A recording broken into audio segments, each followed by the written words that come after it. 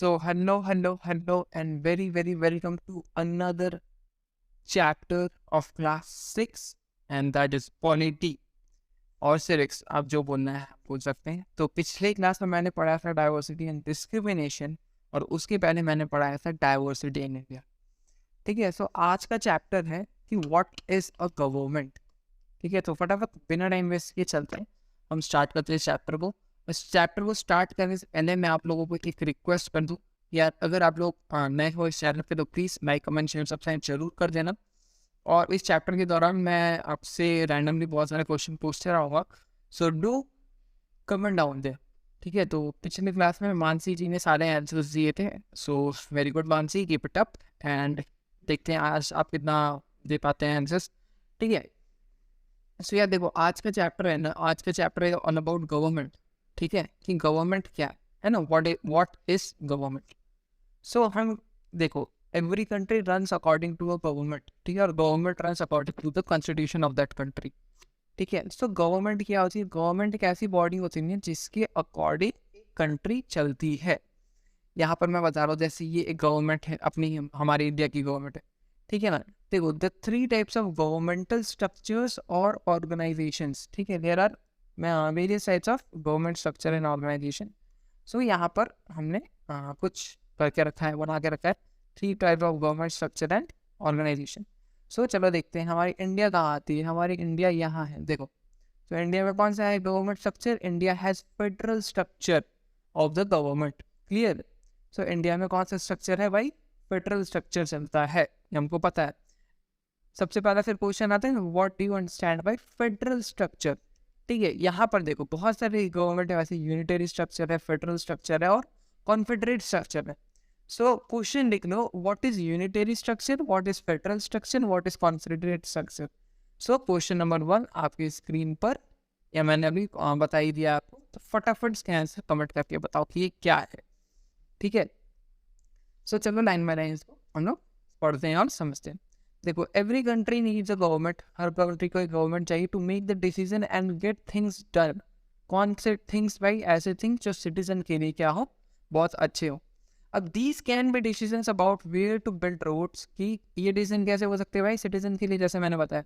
तो कौन से सिटीजन के लिए कौन से डिसीजन हो? Where to build roads, where to build schools, और how to reduce the price of onions when they get too expensive, or ways to increase the supply of electricity.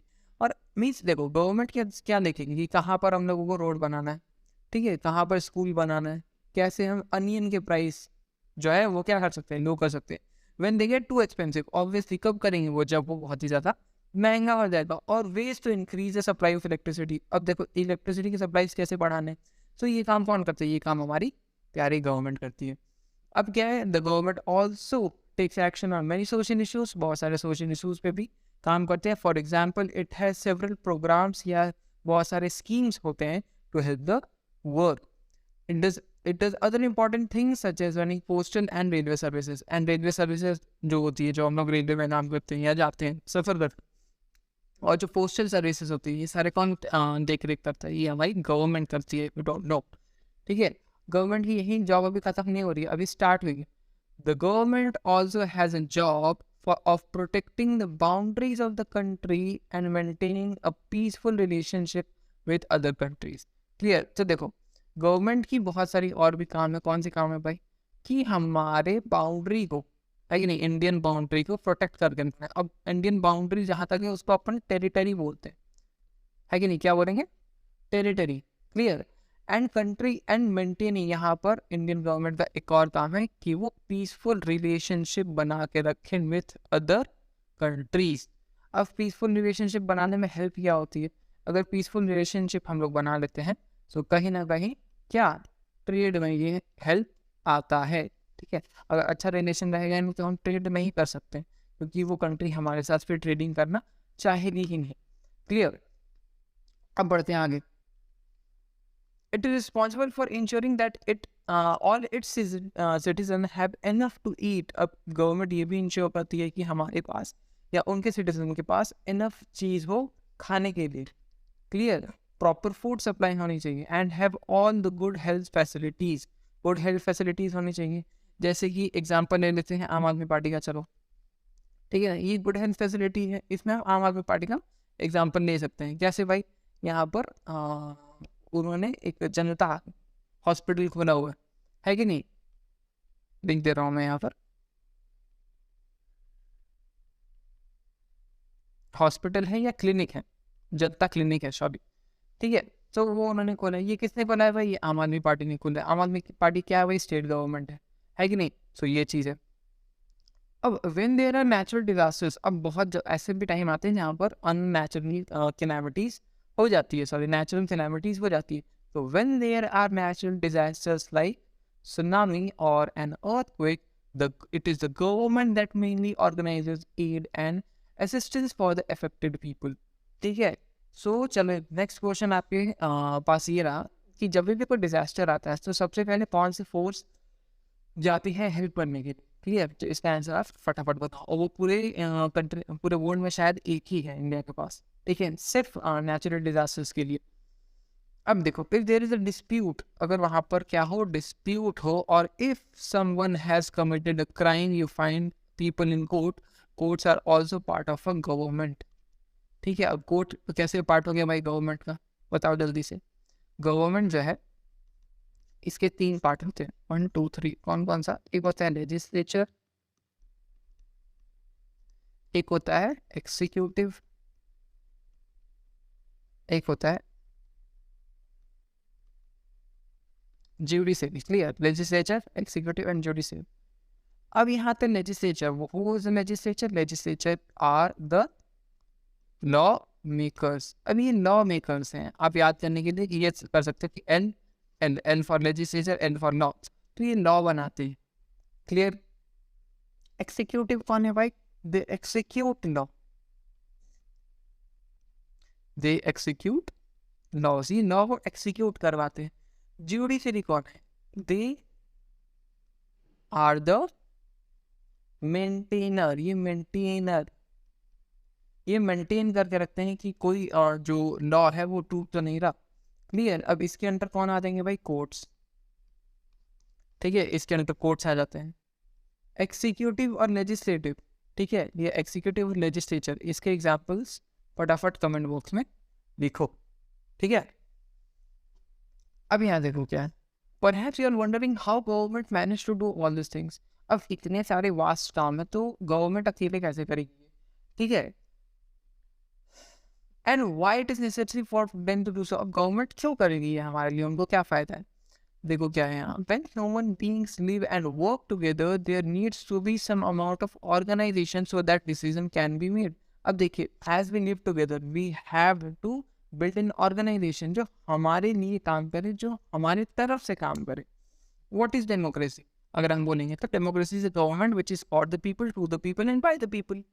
तो यहाँ पर people is the center of the government, है कि नहीं, because democracy में क्या है भाई, हम ही लोग इलेक्ट करते हैं कहीं ना कहीं।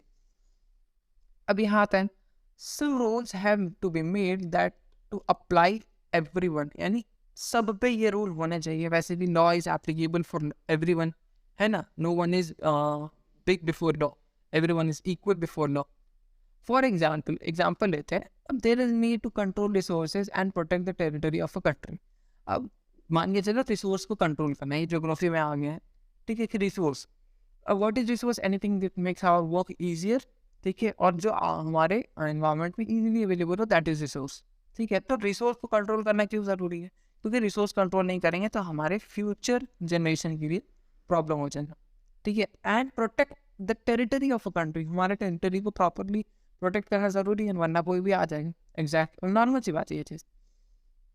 अब ये क्यों प्रोटेक्ट करना जरूरी है, because so the people can feel secure, people क्योंकि सिक्योर फील कर पाए। अब गवर्नमेंट जो है, governments do this on the behalf of the people, government ये करती है हमारी तरफ से, क्योंकि we can't go to the boundaries, we can't go to the territories to protect territories, है कि नहीं, हर आदमी हर जगह अवेलेबल नहीं हो सकता है। अब गवर्नमेंट जो है do this on the behalf of their people by exercising leadership. देखो यहाँ पर, यहाँ एक वर्ड है बहुत बढ़िया, लीडरशिप।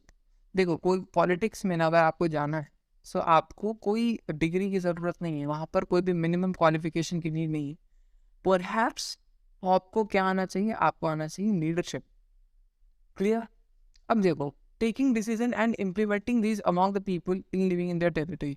फिर से पढ़ते हैं। टेकिंग डिसीजन, गवर्नमेंट डिसीजन लेती है, एंड इम्प्लीमेंट करती है क्या, दीज क्या चीज़ भाई, जो एक्सरसाइज अभी हम लोगों ने पढ़ा, कौन कौन से पढ़ा भाई, कि टेरिटरी को प्रोटेक्ट करना है, कंट्रोल करना है रिसोर्सेज को। क्लियर?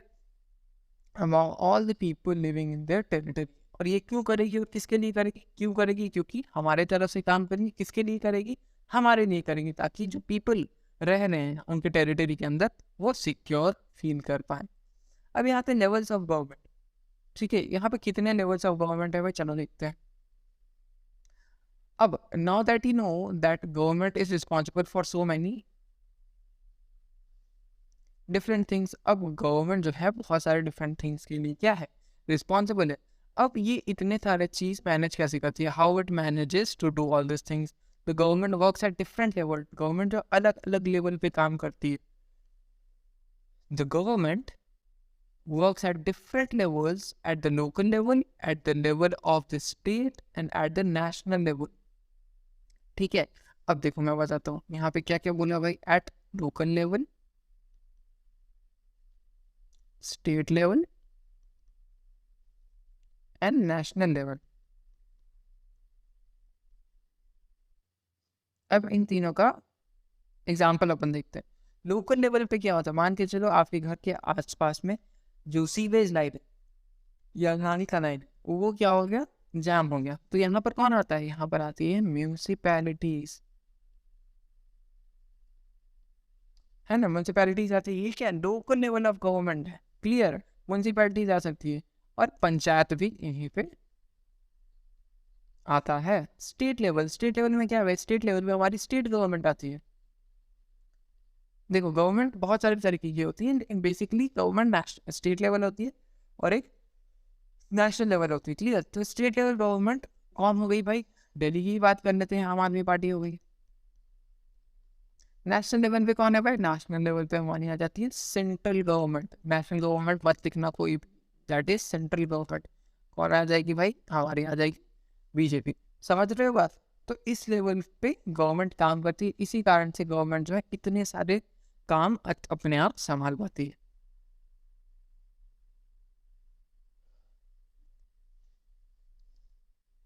अब यहाँ देखिए, the local level means your village, the local level means your village, town and your locality.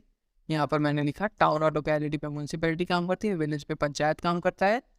State level which would that even cover the entire state like Haryana, Assam and the national level. अच्छा, state level में state काम करता है, ठीक है ना, state government काम करती है, ये आम आदमी पार्टी होगी। क्लियर?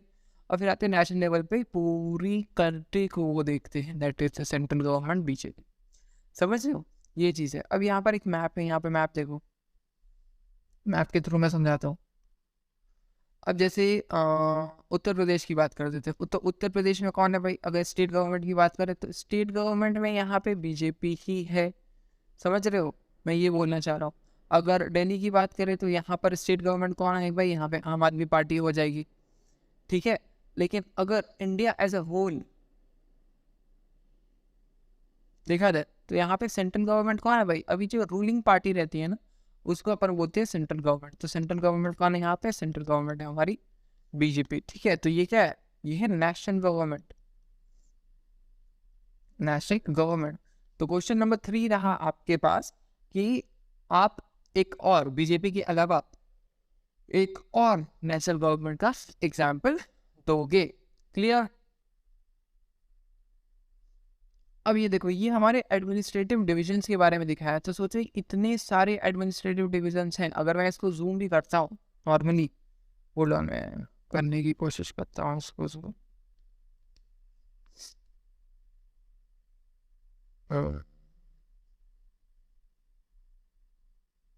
इसको मैं जूम भी करता हूँ अगर,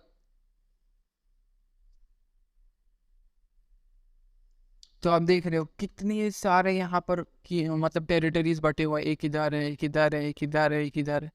सो आप जस्ट इमेजिन करो, पूरे इंडिया में सिर्फ महाराष्ट्र की बात हो रही है, ये पूरे महाराष्ट्र की बात है। यहाँ से मैं अगर कवर करूँ ये एरिया पूरा इसके ऊपर भी है ऑब्वियसली, ये एरिया पूरा महाराष्ट्र, इसी में कितने टेरिटरीज है, ठीक है। सो एक और आपके लिए होमवर्क रह गया, क्या होमवर्क रह गया भाई, कि आप जिस भी स्टेट से हो, आप जो भी स्टेट से हो, उसमें टोटल कितने एडमिनिस्ट्रेटिव ग्रुप्स हैं उसके नंबर आपको लिखने हैं, और किस स्टेट से आप वो भी लिख सकते हो, क्लियर।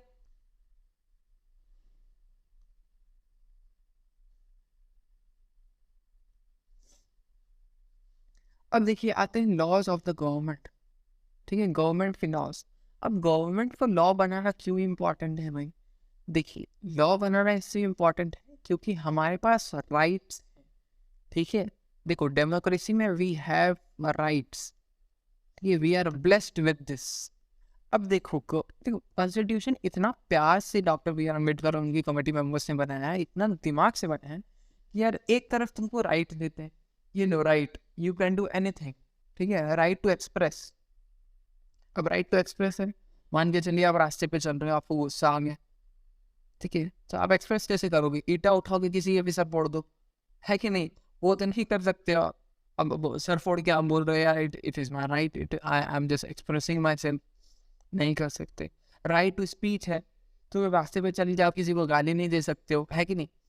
सो एक तरफ आपको राइट्स दिया जाता है, फंडामेंटल राइट्स, कि आपको जो करना है करो, बट फिर आपको क्या करते हैं, गवर्नमेंट स्टॉप कर देती है बाय लॉज, लॉ इम्प्लीमेंट करके, समझ रहे हो। तो जब भी लॉ बनता है ना, there is something which is known as rule of law and respect for rights.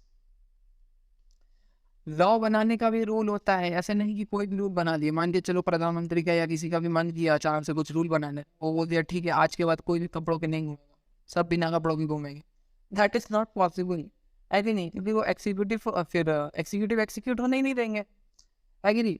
So there are certain rules for the law, ठीक है, और everyone have to respect right, चाहे वो कोई भी हो, ठीक है। बहुत सारे ऐसे राइट्स हैं जो आपको पता नहीं है।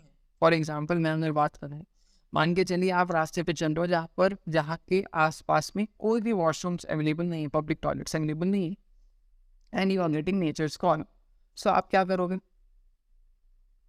अब आप रास्ते पे तो आए कि नहीं हो सकते हो, तो आप क्या करोगे, अगर आपका देखो अगर आपको राइट के बारे में पता है तो you can go to any hotel, ठीक है, चाहे वो 5 स्टार ही क्यों ना, आप वहाँ जा करके फ्रेश हो सकते हो और आपको कोई नहीं रोकेगा, बिकॉज इट्स योर राइट, ठीक है। सो यही एक ऐसा राइट है, आई डोंट थिंक आप लोगों को पता होगा, अगर पता था तो जल्दी से कमेंट करके बता देना, क्लियर है। अब देखो laws and the government, laws and the government क्या, the government makes laws and everyone who lives in the country has to follow these, सबको फॉलो करना ही नॉर्मल सी चीज़ है। अब this is only way government can function, अब government ऐसे ही फंक्शन करती है क्योंकि सबको खुला छूट नहीं दे सकते, just like government, just like the government had the power to make decisions, decision power, power है उसके पास ताकि वो decision ले सके, similarly it has power to enforce its decision, वो अपने decision को enforce भी कर सकता है, clear। For example there is a law, एक law है that say that all the person driving a motor vehicle must have a license, license होना चाहिए, ये क्या, ये हमारा राइट्स तो नहीं है। देखो हमारे पास, देखिए मैं आपको लिख के बताता हूँ, जैसे कि हमारे पास फंडामेंटल राइट्स हैं, है कि नहीं, फंडामेंटल राइट्स हैं, हमारे पास राइट्स हैं, है कि नहीं। अब ये राइट्स कॉन्स्टिट्यूशन के कौन से सेक्शन में आता है, सो ये राइट्स जो है आर्टिकल 12 to 35 के अंडर आता है, हमारे जितने भी फंडामेंटल राइट्स है वो, ठीक है। अब हमारे पास फंडामेंटल राइट्स है तो हमारे पास फंडामेंटल ड्यूटीज भी है, मैं लिख दे रहा हूँ, फंडामेंटल ड्यूटीज भी है जो हमको हमारे देश के प्रति करना है। ये कॉन्स्टिट्यूशन के कौन से पार्ट में है भाई, ये कॉन्स्टिट्यूशन के आर्टिकल 50A में, article 51A part of the constitution, clear. So ये हमारे क्या है, ये हमारी फंडामेंटल ड्यूटीज है। अब हमारी फंडामेंटल ड्यूटीज क्या है भाई, ये रहा आपका एक और असाइनमेंट और होमवर्क की कमेंट टू फंडामेंटल ड्यूटीज, ठीक है, तो दो आप सिर्फ कमेंट करके बता देना, क्लियर। अब यहाँ देखिए, यहाँ पर मैंने बताया कि जैसे कि हम लोगों को लाइसेंस है, तो हमारे पास लाइसेंस ना हो तो गवर्नमेंट हमको पनिश करती है। तो वो लॉ क्या कर रहा है, वो एनफोर्स करवा रहा है हमारा अपना लॉ। अब एनी पर्सन कॉट, अगर कभी बाइक पे चलो कोई पकड़ा जाता है बिना लाइसेंस के, उसको या तो जेल हो जाती है या तो फाइन हो जाता है बड़ी अमाउंट ऑफ मनी। ठीक है, सो विदाउट दिस लॉ, अब इन लॉज के बिना the government's power to make the decision is not much use. पावर ही नहीं रहेगी तो ऑब्वियस सी बात है वो कैसे कोई भी डिसीजन ले पाएगा। अब यहाँ पे देखिए, in addition to any action government can take, there are also steps that people can take if they feel a particular law is not being followed. अब यहाँ पर क्या है, मान के चलिए, in addition to any action that government can take. अब government तो कोई भी एक्शन ले सकता है कि नहीं, there are also step that people can take if they feel, अगर पीपल भी वो ले सकते हैं, मतलब क्या ले सकते हैं भाई, कोई स्टेप ले सकता है अगर उनको कोई लॉ, उनको कोई रूल पसंद नहीं है, तो ये भी हमारा राइट ही है। कौन सा राइट है भाई, राइट है हमारा कॉन्स्टिट्यूशनल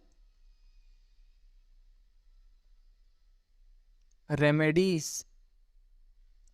है कि नहीं। अकॉर्डिंग टू कॉन्स्टिट्यूशनल रेमेडीज, अगर हमको कोई दिक्कत है तो वी कैन फाइल, कि भाई क्या फाइल कर सकते हैं भाई, अगर हमको कॉन्स्टिट्यूशन के लॉ से कोई प्रॉब्लम है तो we can file IPIN, that is public interest litigation.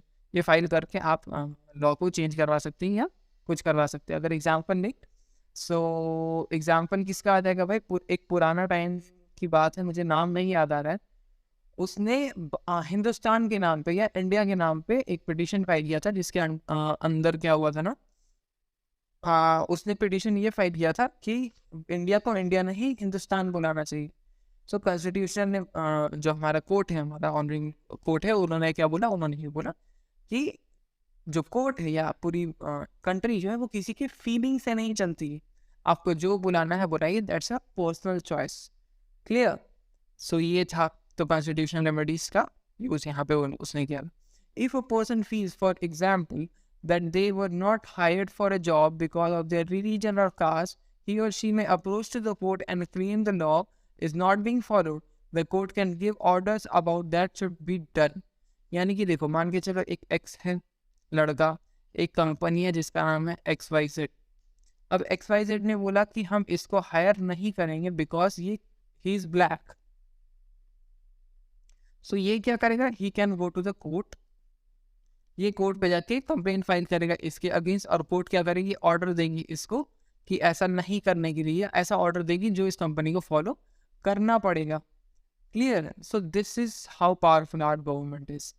अब आते हैं टाइप्स ऑफ गवर्नमेंट। कितने टाइप्स ऑफ गवर्नमेंट होती है भाई, गवर्नमेंट की नियर अबाउट 16 टाइप्स होते हैं, अगर देखे जाए ना, there are 16 types of government. Clear. अभी थोड़ा सा नीचे आती है, मैंने एक चीज तैयार करके रखी हुई है, फॉर्म ऑफ गवर्नमेंट्स। तो कौन कौन से फॉर्म है भाई, फटाफट अपन पढ़ते हैं इसको, ठीक है, ग्रीन से करते हैं। तो आते हैं यहाँ पे फॉर्म ऑफ गवर्नमेंट, और यह है description of the governmental form, कि वो क्या करती है, कैसे काम करती है। सबसे पहला है टोटल लिटरेरियम, इसका मतलब है टोटल गवर्नमेंट कंट्रोल, जहाँ पर गवर्नमेंट का कंट्रोल 100% हो। फिर सेकंड आती है अथॉरिटेरियनिज्म, इसका मतलब micro management of citizen via government structure, military control, tyranny. Tyranny का मतलब होता है बहुत ज़्यादा फोर्स करके, मीन्स उत्पीड़नता देना। क्लियर।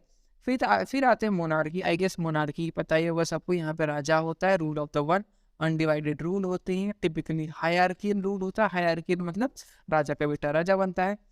ठीक है। अब आते हैं ओलिगार्की। ओलिगार्की क्या है, फ्यू ऑफ रूल, बहुत कम रूल होते हैं, किसके भाई, well corrected, social, financial, physically and powerful elite rule, यहाँ पे बड़े बड़े रूल, लोग जो एरिस्टोक्रेट्स होते हैं वो रूल करते हैं। अब आते हैं रिपब्लिक। रिपब्लिक क्या है भाई, indirect rule of citizen through representative rule of law, limited government. यहाँ पे लिमिटेड गवर्नमेंट होती है, इनडायरेक्ट रूल होता है सिटीजन का। क्यों इनडायरेक्ट रूल होता है, because citizen elect their own representative. Clear. फिर आते हैं डायरेक्ट डेमोक्रेसी। डायरेक्ट डेमोक्रेसी क्या रूल होता है सिटीजन का, सिंपल मेजॉरिटी रूल होता है, नो रिस्ट्रेंट ऑन मेजॉरिटी, यानी इसको मेजॉरिटेरियनिज्म भी बोलते हैं कहीं ना कहीं। ठीक है, जहाँ पर मेजॉरिटी गवर्नमेंट जो है मेजॉरिटी को फॉलो करती है, यानी मेजॉरिटी को थोड़ा सा ज़्यादा भाव देती है और कुछ नहीं। अब इसका एक बहुत अच्छा एग्जाम्पल है, किसका भाई, सिन्हा दास एंड तमिलकम। ठीक है, ये एक एग्जाम्पल है। क्या भाई, श्रीलंका में एक बार मेजॉरिटेरियन गवर्नमेंट हो गई थी, जहां पर सिन्हालास को बहुत ज़्यादा क्या मिलता था, सपोर्ट मिलता था, और इनको तमिलकम्स को या तमिल को नहीं मिलता था। सो इसके कारण क्या हुआ था, एक कोल्ड वॉर हो गया था, और फिर वहाँ से गवर्नमेंट को क्या किया गया था, हटा दिया गया था। क्लियर। अब आते हैं एनआरकी। एनआरकी क्या है भाई? No order, no control, no government, no structure, power vacuum. यहाँ पर कुछ नहीं है, पावर पूरा खत्म रहता है, एकदम जीरो। क्लियर। सो अब बुक से पढ़ते हैं कि अकॉर्डिंग टू द बुक यहाँ पर क्या है। अब पहले सबसे पहला क्वेश्चन है, who gives the government this power to make decision and enforce law? कौन देता है? हम लोग देते हैं, ऑब्वियस सी बात है, we the citizen of the people give it. अब देखिए, the answer to this question depend on the type of government, है कि नहीं? अभी मैं डेमोक्रेसी में रहता हूँ, तो मैं डेमोक्रेसी की बात किया मैंने कि हम देते हैं गवर्नमेंट को, लेकिन डिपेंड किस पे करता है? This depends on the type of government there is a country, कि वो कंट्री किस टाइप ऑफ गवर्नमेंट में रह रही है। In a democracy it is the people, जैसे यहाँ पे मैंने अभी तुरंत बताया कि डेमोक्रेसी है अगर, तो we the people of India, the people of that country gives the power to the government to take the decision and make laws. Who gives the government this power? They do this through the election in which they vote for a particular person and elect them. यहाँ पर हम लोग को पता है, vote देते हैं। Once elected, एक बार इलेक्ट होने के बाद, this person form a government, वो person government form करता है। In a democracy, the government has to explain its action and defend its decision to the people. अब देखिए, there is a feature of government, what that the major decision taken by for the country should be taken by the elected government, है कि नहीं? तो democracy में क्या होता है कि जो इलेक्टेड गवर्नमेंट है ना, वही मेजर डिसीजन लेगी फॉर द कंट्री। ठीक है। और डेमोक्रेसी की एक बहुत अच्छी बात यह है ना, इट इज सो अकाउंटेबल, ये बहुत ही ज़्यादा अकाउंटेबल है कि हम लोगों को उसके बारे में पता है। This is accountable, this is transparent. Transparent मतलब वी नो अबाउट कि कौन कैसे रूल कर रहा है, किसके अकाउंट में क्या है, etcetera etcetera. For an example, अगर मैं कांग्रेस और बीजेपी की बात करूँ, ठीक है, according to this survey, I guess मैंने एक बार पढ़ा था नहीं पे, कि बीजेपी और कांग्रेस की अगर बात करें तो इनके अकाउंट में कितने रुपीस हैं, ये तक हम लोगों को पता रहता है जो पढ़ते हैं। तो बीजेपी के अराउंड आई गेस 2200 करोड़ के आसपास है, और कांग्रेस के पास 850 CR के आसपास है। ठीक है, उनके बैंक्स। सो ये क्या है, इट्स वेरी ट्रांसपेरेंट, हम लोगों को पता है इसके बारे में। अब another form of government is the monarchy. Monarchy जहाँ पर राजा रहता है, the monarch has the power to make the decision and run the government. ठीक है, जो राजा रहता है उसके पास क्या रहता है, गवर्नमेंट बनाने का ताकत रहता है। The monarch may had small group of people to discuss the matter with, but the final decision making power remains with the monarch.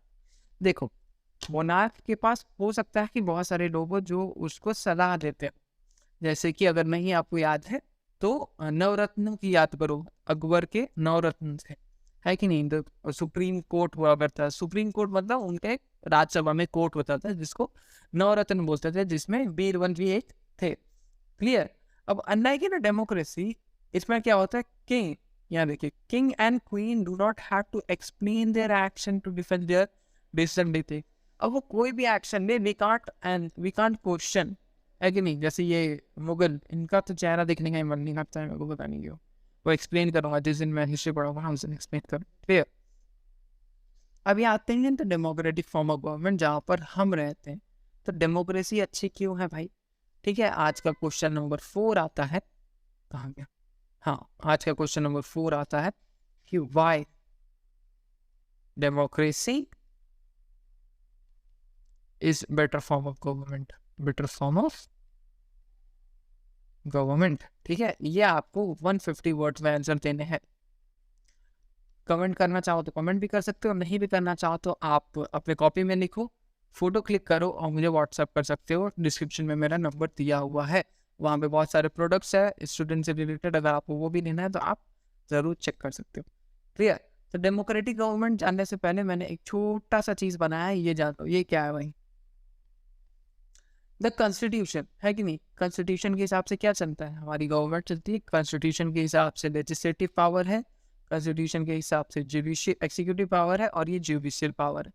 So legislative power में कौन आते हैं भाई? लेजिस्लेटिव पावर में आती है हमारी द मिनिस्ट्री। कौन कौन? House of representation. कौन है भाई हाउस ऑफ रिप्रेजेंटेशन? जल्दी बोलो। सबसे पहला है राज्यसभा एंड लोकसभा। सबको पता है। अब ये बताइए राज्यसभा में कितने मेंबर्स हैं, लोकसभा में कितने मेंबर्स हैं? पिछले वीडियो में भी ये क्वेश्चन पूछा था, इस वीडियो में भी है। जल्दी जल्दी कमेंट करके बताओ। फिर एक्सिक्यूटिव पावर किसको आती है? एक्सिक्यूटिव पावर को आती है गवर्नर जनरल को एंड द गवर्नमेंट डिपार्टमेंट्स। कोई कोई गवर्नमेंट डिपार्टमेंट्स रहता है उसको, ठीक है। And the senate. ये सीनेट कौन है भाई? ये सीनेट इसके लिए इसमें आती है जब आप मोनार्की में रहते हैं तो। क्लियर है। अब जुडिशियल पावर किसको है भाई? हाई कोर्ट को है। And other federal court. Other federal court कौन कौन हो जाएंगे भाई? सुप्रीम कोर्ट हो जाएगा और कौन हो जाएगा? And then lower court etcetera, ठीक है। So this is how our government works. समझ रहे हो? अब आते हैं डेमोक्रेटिक गवर्नमेंट। अच्छा, डेमोक्रेटिक गवर्नमेंट डेमोक्रेसी में है क्या? सबसे पहला वी हैव राइट्स। जो चीज़ इंपॉर्टेंट है वो मैं लिखता हूँ। वी हैव बेसिक राइट्स, है कि नहीं? We elect people.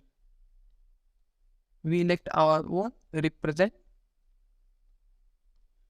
हम चलो रिप्रेजेंटेटिव को क्या करते हैं? इलेक्ट करते हैं। और क्या होता है? देखो, democracy is all about citizen, है कि नहीं? क्योंकि सारी गवर्नमेंट जो है काम किसकी नहीं करती तो हमारे लिए, है कि नहीं? सो अपन पढ़ते हैं क्या? इंडिया इज अ डेमोक्रेसी, सबको पता है। This achievement is the result of the long and eventful struggle of the Indian people. Indian people के बड़े स्ट्रगल के बाद क्या हुआ है? ये चीज़ हम लोगों को मिला है। अब देखो, there are other places in the world where people have also struggle to have democracies, ठीक है। एग्जाम्पल यहाँ ले लेते हैं हम किसका? यहाँ हम ले लेते हैं नॉर्थ कोरिया का। देखो, डेमोक्रेटिक कंट्री और डेमोक्रेटिक गवर्नमेंट क्या होती है? बहुत सारी गवर्नमेंट या कंट्रीज ऐसी होती है जो डेमोक्रेटिक दिखना चाहती है रादर बीइंग डेमोक्रेटिक, ठीक है। जैसे कि नॉर्थ कोरिया का एग्जाम्पल, वहाँ पे इलेक्शन होता है, बिल्कुल होता है, लेकिन हर बार 100% वोट किसको जाता है? एक ही इंसान को जाता है। आई गेस आप लोगों को पता होगा वो कौन है, किम जोंग उन। क्लियर? सो क्यों? क्योंकि हमेशा वही खड़ा होता है कि नहीं, तो वो भी बोलेगा भाई इलेक्शन तो होता ही है कि नहीं? तो इसका मतलब डेमोक्रेटिक है, ठीक है? नहीं, that's not a democratic country. अब यहाँ देखो, यहाँ क्या लिखा हुआ है? The basic idea that the people rule themselves by participating in the making of this rules. कि देखो, बेसिक आइडिया है कि हम लोग खुद के ऊपर ही रूल कर रहे हैं बाय इलेक्टिंग अ पर्सन, ताकि वो हमारे ऊपर रूल करे। हो सकता है ये बात आपको समझ में नहीं है, बट ये बहुत इंपॉर्टेंट चीज़ है या इंपॉर्टेंट नहीं है। The democratic governments in our times are usually referred to as representative democracy. Representative democracy क्यों है? Because we choose our representative. वो हम लोगों के लिए काम करता है, रिप्रेजेंट कर रहा है। जैसे एक क्लास है, मान के चलो इतना बड़ा क्लास है, उसका एक मॉनिटर, ठीक है। तो मॉनिटर क्या करता है? He represent the whole class, he represents it. ऐसे ही जो गवर्नमेंट होती है वो रिप्रेजेंट करती है किसको? हम लोगों को। अब देखो, in representative democracy people do not participate directly but instead choose a representative through an election, ठीक है। वो तो ऑब्वियसली इलेक्शन के थ्रू ही हम लोग क्या करते हैं? किया करते हैं, ठीक है। यहाँ पर आप देख सकते हो, यहाँ पर अपन वोट देते हैं और वोट का वैल्यू बहुत ज़्यादा होता है कि नहीं? अब मैंने यहाँ पर आपको तुरंत बताया, क्या बताया कि भाई कि डेमोक्रेसी क्यों अच्छा है भाई? सबसे पहले यहाँ राइट्स है ना। राइट्स है तो कौन से पहले फंडामेंटल राइट्स हम लोग जान लेते हैं कि हमारे पास कौन कौन से फंडामेंटल राइट्स। सबसे पहला राइट्स जो कॉन्स्टिट्यूशनल रेमेडीज, जो मैंने बताया, कॉन्स्टिट्यूशनल रेमेडीज। अगर आपको कॉन्स्टिट्यूशन की रूल से कोई दिक्कत है तो you can definitely go there. Clear? फिर आते हैं rights for cultural and educational right. सबको राइट है कि वो कल्चर फॉलो करे और एजुकेशन उसको ना मिले। फिर क्या है? Right to religion.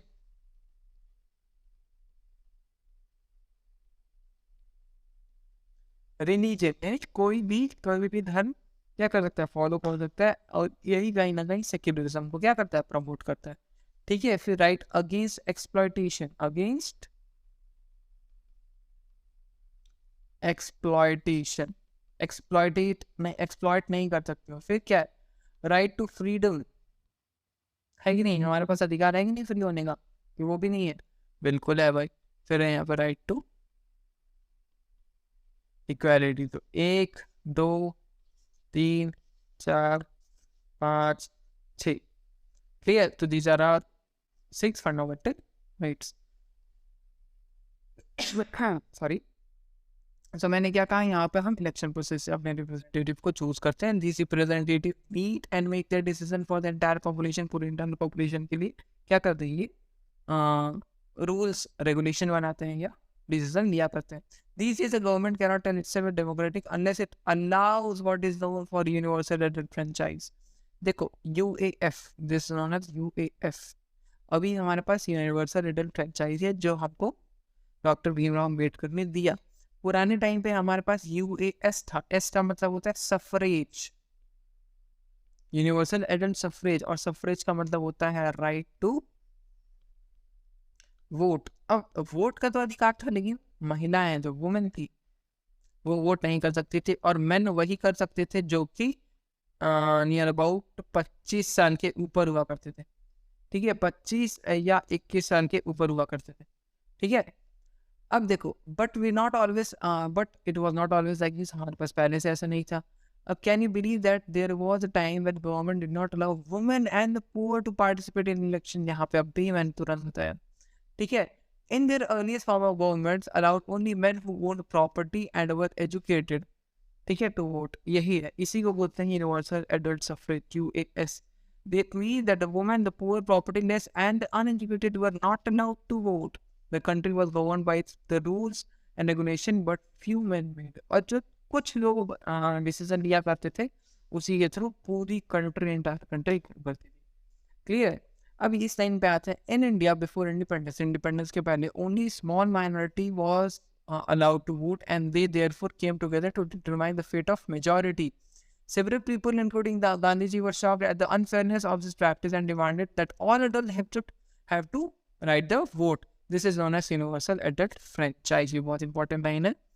क्लियर. तो ये भी आप लोग नोट कर लेना, वो आपको नोट करना है. तो writing in general Young India in 1931, Gandhi ji ने बोला था कि I cannot possibly believe the idea of that man who has got wealth should have to vote. ऐसा क्यों पॉसिबल है? क्योंकि गरीब लोग को भी तो कहीं ना कहीं उनके शरीर में भी खून है, उनके सर में भी दिमाग होता है, ऑब्वियस सी बात है. तो जो गरीब है उसकी शरीर में भी सेम ही चीज़ होती है. But that a man who has got character but no wealth और literacy should have no vote.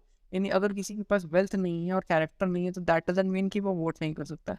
And then universal adult franchise का सबसे पहले क्या हुआ, शुरुआत हुआ, और इसी के साथ हमारा जो ये चैप्टर है यहाँ पर होता है कंप्लीट. क्लियर. सो यार फटाफट से इस पूरे सेशन को खत्म करते हैं. बहुत लंबा सेशन चल गया सब. क्लियर. सो चलो यार फटाफट से लाइक कमेंट शेयर सब्सक्राइब जरूर कर देना, और वीडियो अच्छा लगा है तो शेयर जरूर कर देना. नया चैनल है, सपोर्ट दिखाओ. क्लियर. और कुछ अगर फीडबैक आपको देना है तो फील फ्री टू कमेंट. और चलो यार तब तक मिलते हैं नेक्स्ट क्लास में. तब तक के बाय. जय हिंद. शुक्रिया. वंदे मातरम.